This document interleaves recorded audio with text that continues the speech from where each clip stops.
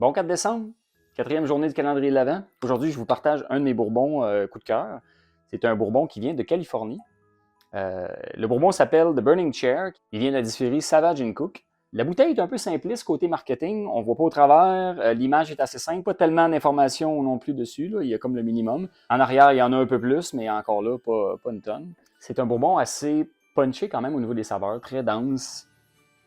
Tous mes amis amateurs de bourbon l'ont adoré. Et ça m'amène à vous poser une petite question. Est-ce que vous êtes un amateur de bourbon?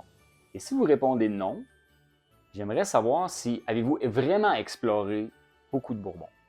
Je pose la question parce que j'ai fait une remarque. Quand on va ici à la SAQ au Québec, il y a un bon choix de scotch. Et quand on regarde le choix des bourbons, il y en a nettement moins.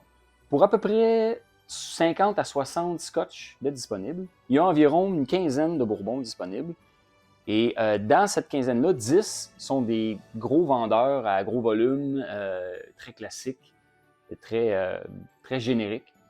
Donc, quelqu'un qui veut vraiment savoir s'il aime les différents bourbons puis s'il peut se retrouver là-dedans, ben, les options sont quand même un petit peu limitées. C'est là que je me suis rendu compte que dans les bourbons, il y a un inventaire incroyable et malheureusement très peu accessible. Pour mettre un peu les choses en perspective au niveau du bourbon versus le scotch, il y a plus de 2100 distilleries aux États-Unis versus 140 quelques distilleries en Écosse. Mais l'Écosse dépend absolument de l'exportation de son whisky pour faire virer les distilleries puis pour être rentable.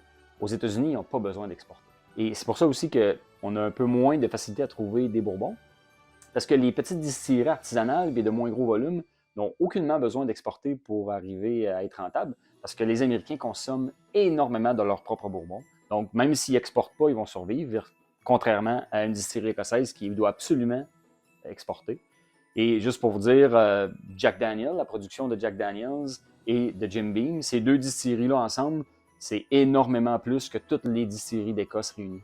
Et c'est seulement les deux plus grosses. Ensuite, il y en a énormément d'autres distilleries de volume et d'ampleur, comme Buffalo Trace et j'en oublie, mais Maker's Mark, ça, c'est des grosses distilleries qui font énormément de production et qui ont des volumes incroyables.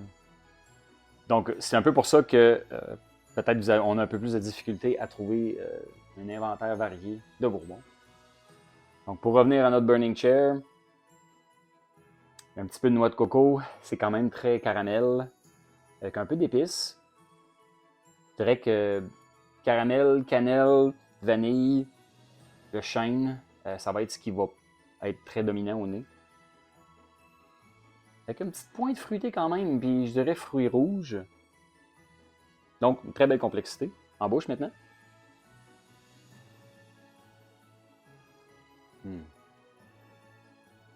Ouais. Très approchable. Euh, c'est des belles saveurs. Tout est à sa place. Donc, un peu de chêne, encore un peu de caramel.